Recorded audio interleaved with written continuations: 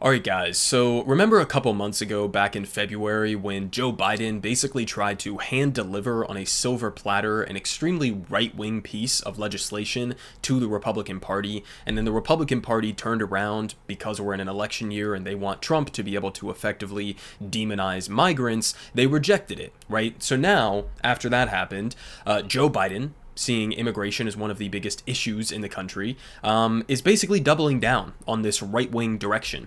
So here from the New York Times, Biden is expected to sign an executive order letting him seal the border with Mexico. So guys, what he's doing here is he is effectively trying to duplicate a failed Trump policy from years ago under the Trump administration, a policy that was already rejected by federal courts and deemed to be illegal. Okay, this is what Joe Biden is doing right now. They say President Biden is expected to sign an executive order on Tuesday allowing him to temporarily seal the U.S. border with Mexico to migrants when crossing surge, a move that would suspend long-time protections for asylum seekers in the United States. So he's essentially simultaneously ignoring international law and U.S. domestic law when it comes to asylum seekers and just trying to shut the entire thing down, it looks like. They say the restrictions would kick in once the number of illegal crossings exceeds 2,500 in one day, according to several people who have been briefed on the order. Daily totals already exceed that number, which means that Mr. Biden's executive order could go into effect immediately. The border would reopen to asylum seekers if the number of crossings stays below 1,500 per day for a certain period of time, the people said, which doesn't really look like something that's gonna happen in the immediate future or even the long-term future, especially if you're not actually addressing the underlying reasons as to why people are trying to come to this country in the first place. You're going fully with just the right-wing reactionary method of trying to address the chaos at the border or whatever. You're just going in a draconian crackdown, let's try to militarize the border direction. So they continue here. They say the order would be the most restrictive border policy instituted by Mr. Biden or any other modern Democrat, and echoes an effort in 2018 by President Donald Trump to curb migration that Democrats assailed and federal courts blocked. Again, this is something that was already blocked by federal courts. And on top of that, it's something that Democrats were running on back in 2020, talking about how Trump was putting all of the migrants into, concentration camps at the border, and look at him, he's Hitler 2.0, he's a Nazi, he's a fascist for doing this, isn't he being so cruel towards migrants? This was one of the main selling pitches. This is how Democrats built part of their coalition to win in 2020. And now they're just flipping completely on a dime. And I mean, not only am I seeing many Democrats support this, but I saw one of these main Twitter accounts that's promoting Joe Biden's 2024 run. It's the account called Biden Wins, and it has hundreds of thousands of Biden supporters following the account. And they tweeted this out, along with an attack on Republicans for blocking the earlier right-wing immigration bill, and basically just completely reversing on everything that Democrats and liberals said that they believed in just 4 years ago. I mean, it's just amazing how these people have no principles at all. They continue, though. They say, although the executive action is almost certain to face legal challenges, Mr. Biden is under intense political pressure to address illegal immigration, a top concern of voters before the presidential election in November. And yes, according to the polling data, immigration, the border, is one of the top issues, if not the top issue for 2024, right? Based on some of the polling we've been getting. But I mean, just a couple of things on that real quick, from my perspective, just my opinion here, but is that really the top concern that we're facing as a country, is migrants? I mean, to me, this comes across as evidence in terms of how successful the capitalist class, how successful our corrupt politicians have been able to deflect away from the actual core issues that are facing the American people. Migrants coming over the border are not the main issue that we're facing. We have issues of mass rank corruption in our government. We have issues like climate change that need to be addressed. We have millions of people who go bankrupt because of medical bills. Okay, on an annual basis, we have hundreds of thousands of people going bankrupt due to medical bills. Like, we have, thousands, if not hundreds of thousands of people who are sleeping out on the streets right now. Housing prices are unaffordable. I mean, how, in what world is this the number one issue facing this country, right? Nothing else is larger than immigration, right? And then if you say, okay, well, there's chaos at the border, we need to have an orderly process, then I completely agree with that. I think we do need to improve on the way that we are handling the border by increasing and bolstering the legal avenues for people to come into the country legally, right? But that does not mean, okay, we're just going to eliminate the asylum process. That's not how you go about doing that. If you need more judges at the border to adjudicate the asylum process, then do that. I mean, I know that, Republicans were against that. That was a small part of the bills. They were going to add some judges, but like this executive order does not address anything in a meaningful capacity. And as they just pointed out here, it looks like it's just going to get blocked by federal courts again. So it's just a virtue signal, and it's a virtue signal in a way that is really not going to be effective, because Joe Biden is not going to convince Trump supporters. He's not going to convince hardliners on immigration that he's more hardline than Donald Trump. That's not going to work. But at the same time, what you will be doing is you will be pissing off a massive part of your own coalition that you need to support you going into 2024. So it doesn't make sense legally because it's going to get blocked. It doesn't make sense politically because you're being a complete and total hypocrite from what you were saying back in 2020. And if you don't believe me, I mean, this is one of Joe Biden's old tweets here. Trump is fighting tooth and nail to deny those fleeing dangerous situations their right to seek asylum in our nation.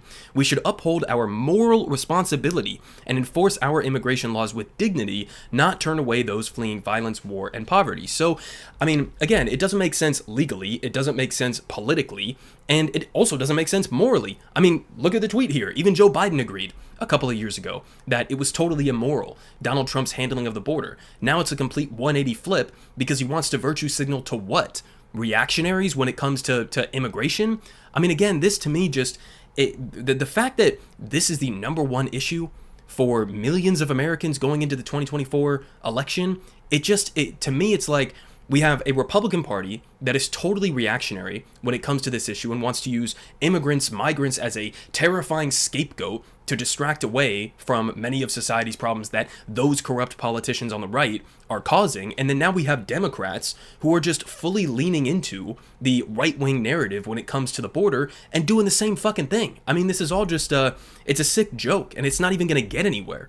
Now, finishing off here, they say typically migrants claiming asylum are released into the United States to wait for court appearances where they can plead their cases, but a huge backlog means that those cases can take years to come up. So again, I mean, if that's the main issue with the holdups at the border and people coming over and then, they claim asylum and then they come into the country and they're here technically illegally, I guess, or they're undocumented, you have to have a better process for that, then that's all fine. I'm perfectly willing to say we need to have a more orderly process for the border, right? That's totally fine if it's, moral and it's a coherent plan and you have real legal avenues for people to come into the country through those pathways. That's all a fine conversation. But that's not what this executive order is doing at all.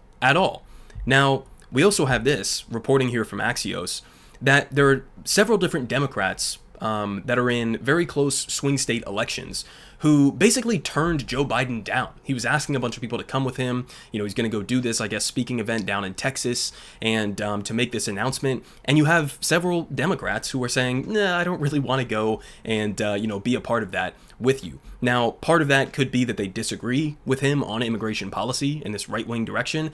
And part of it also could be that Joe Biden is so deeply unpopular that they literally just don't want to be associated with him at all. I mean, we've seen the polling data that shows how relatively weak Joe Biden is against Donald Trump versus how strong many of these Senate Democrat candidates are doing against their Republican counterparts, right? The Senate Democrats that are running right now are far outperforming where Joe Biden is at in the polls. So he is a massive drag on his own party's chances to take the House and to keep the Senate right now, which is just amazing. It's amazing that this guy is even running for re-election, right?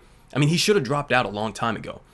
Now, we also have polling like this because obviously on immigration is not the only area that, Joe Biden is struggling right now.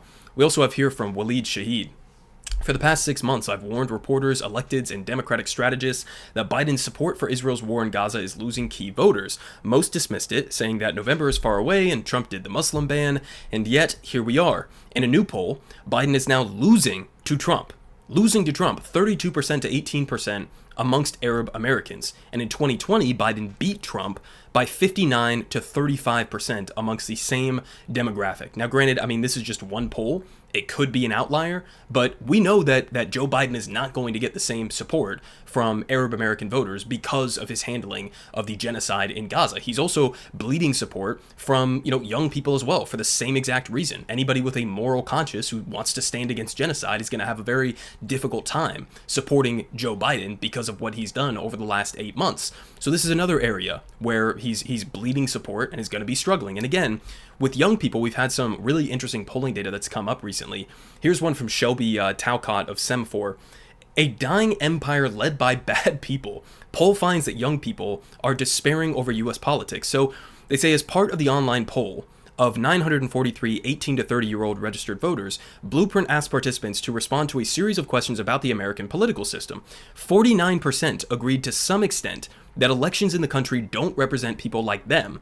51% agreed to some extent that the political system in the US doesn't work for people like me, and 64% backed the statement that America is in decline, and a whopping 65% agreed either strongly or somewhat that, quote, nearly all politicians are corrupt and make money from their political power, with only 7% disagreeing with that.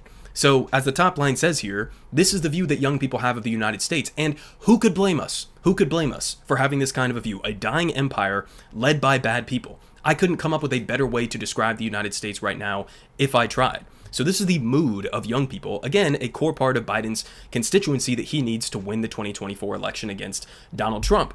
Now, we also have reporting, this was an interesting article, I'll link it down below, here from Politico. Dems in full-blown freakout over Biden. One advisor to major Democratic donors keeps a running list of reasons that Biden could lose. And he also added on that the list of the reasons that he could win is pretty small. I mean, it's pretty much just that Trump is an absolute maniac and he's now a convicted felon. That's basically the only thing that Biden has going in the positive direction. But again, there's a million reasons that he could lose. And part of the interesting part of this reporting here from Politico is that it looks like the people that Biden has surrounded himself with are in full-blown denial. Like, he does not have people around him who are willing or are capable of telling him the flaws with his current strategy. Right? Everybody's in denial. Everybody's saying, oh, all the polling data is wrong, and you guys underestimated us in 2022 and 2020, and, we're actually going to come through with a big wave. And it's like, people behind the scenes clearly aren't really buying into that narrative, but it's like nobody can tell Joe Biden that. They're scared of him, I guess, reacting negatively towards them. Right? So you have all of these strategists who aren't even willing to admit the places Biden is struggling. And in the meantime, this is, I guess, the strategy that Biden is coming up with to try to win back young people. Biden wants a meme lord.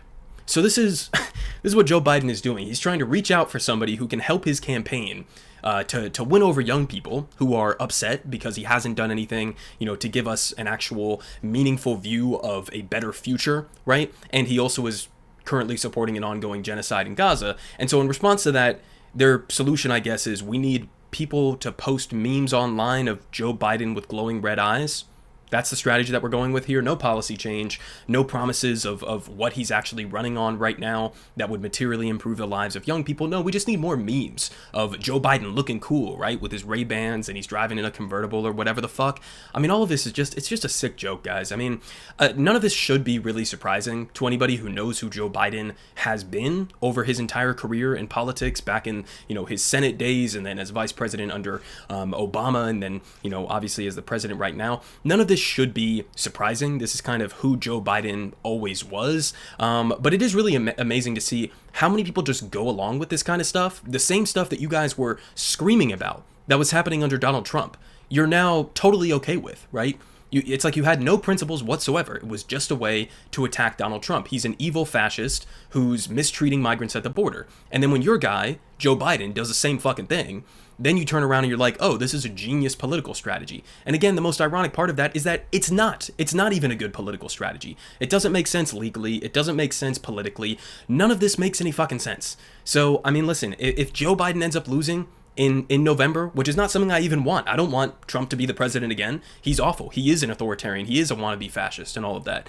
I don't want Trump to win. But if Joe Biden loses, he's going to have absolutely nobody to blame but himself. Politic guy has the best politic. Believe me, no one does it like him.